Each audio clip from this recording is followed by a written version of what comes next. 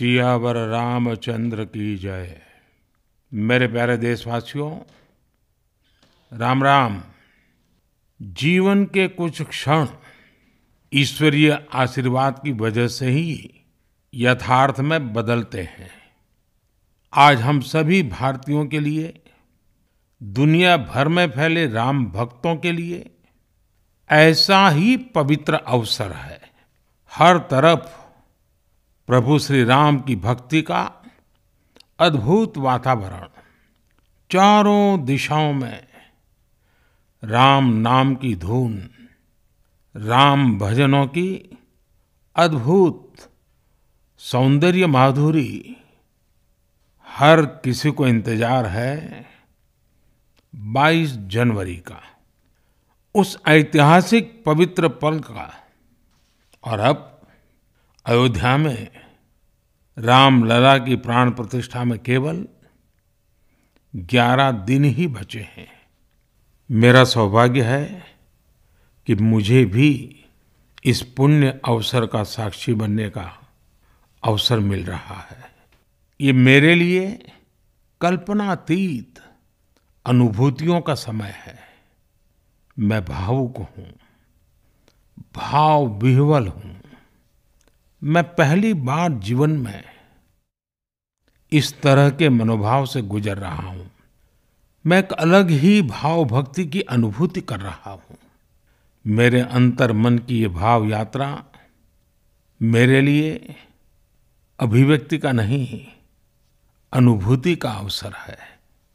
चाहते हुए भी मैं इसकी गहनता, व्यापकता और तीव्रता को शब्दों में बांध नहीं पा रहा हूं। आप भी भली भांति मेरी स्थिति समझ सकते हैं।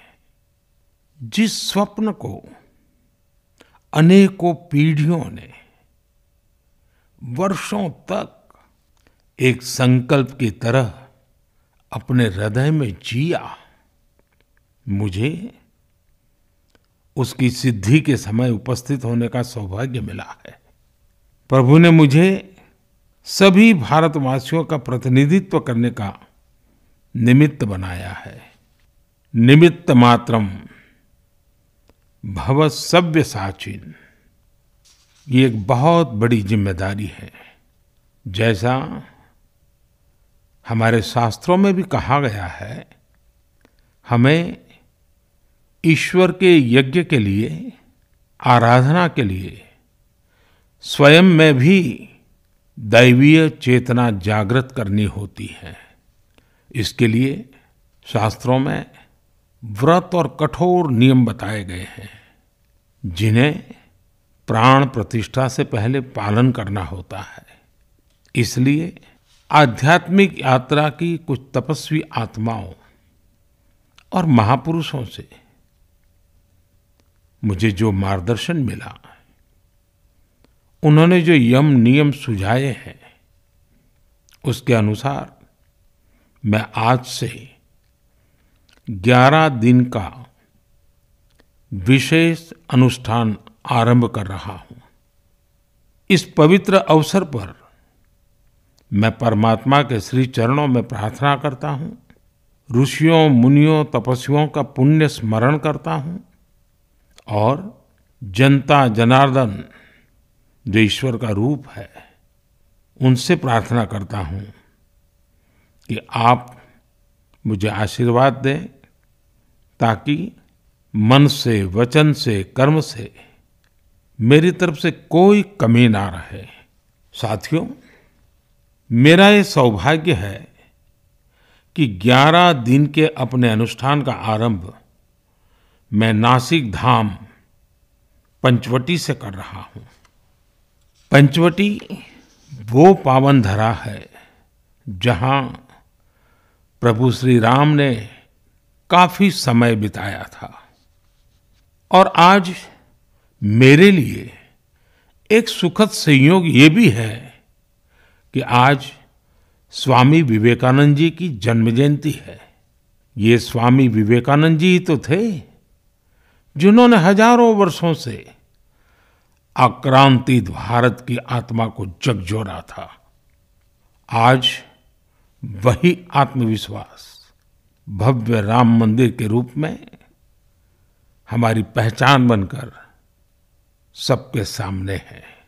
और सोने पर सुहागा देखिए, आज माता जीजाबाई जी की जन्म जयंती है।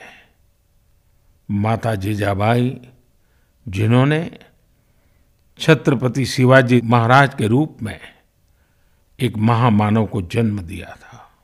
आज हम अपने भारत को जिस अक्षुण्ण रूप में देख रहे हैं, इसमें माता जीजाबाई जी का बहुत बड़ा योगदान है। और साथियों, जब मैं माता जीजाबाई का पुण्य स्मरण कर रहा हूँ तो सहज रूप से मुझे अपनी माँ की याद आना बहुत स्वाभाविक है।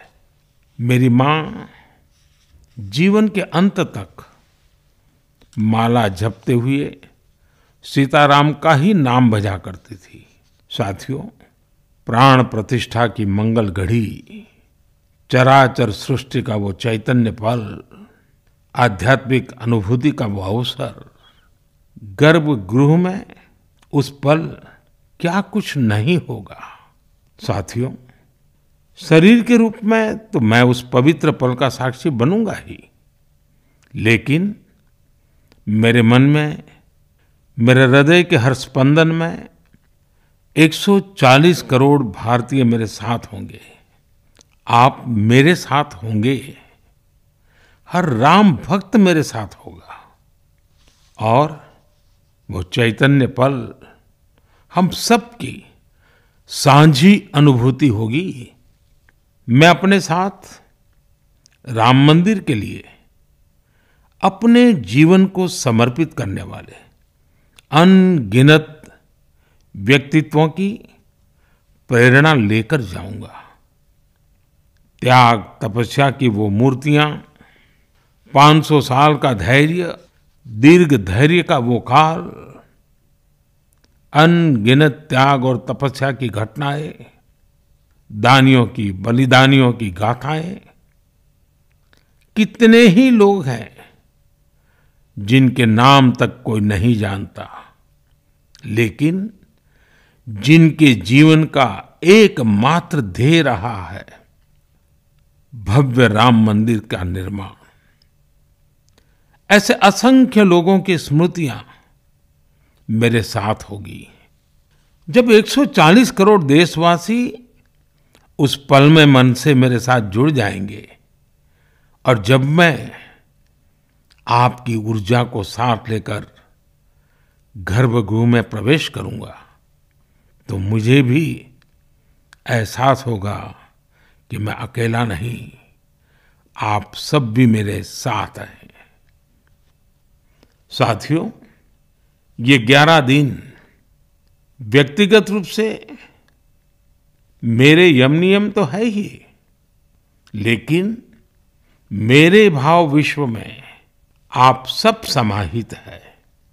मेरी प्रार्थना है कि आप भी मन से मेरे साथ जुड़े रहें। रामलला के चरणों में मैं आपके भावों को भी उसी भाव से अर्पित करूंगा जो भाव मेरे भीतर उमड़ रहे हैं। साथियों, हम सब इस सत्य को जानते हैं कि ईश्वर निराकार है, लेकिन ईश्वर साकार रूप में भी हमारी आध्यात्मिक यात्रा को बल देते हैं। जनता जनार्दन में ईश्वर का रूप होता है, ये मैंने साक्षात देखा है, महसूस किया है। लेकिन जब ईश्वर रूपी वही जनता शब्दों में अपनी भावनाएं प्रकट करती है, आशीर्वाद देती है, तो मुझ में भी नई ऊर्जा का संचार होता है। आज मुझे आपके आशीर्वाद की आवश्यकता है, इसलिए मेरी प्रार्थना है कि शब्दों में, लिखित में अपनी भावनाएं जरूर प्रकट करें, मुझे आशीर्वाद जरूर दें। आपके आशीर्वाद का एक एक शब्द मेरे लिए शब्द नहीं, मंत्र है। मंत्र की शक्ति के तौर पर वो अवश्य काम करेगा। आप अपने शब्दों को, अपने भावों को नमो ऐप के माध्यम से सीधे मुझ तक पहुंचा सकते हैं। आइए हम सब प्रभु श्री राम की भक्ति में डूब जाएं। इसी भाव के साथ आप सभी राम भक्तों को कोटि कोटि नमन। जय सिया राम, जय सिया राम, जय सिया राम।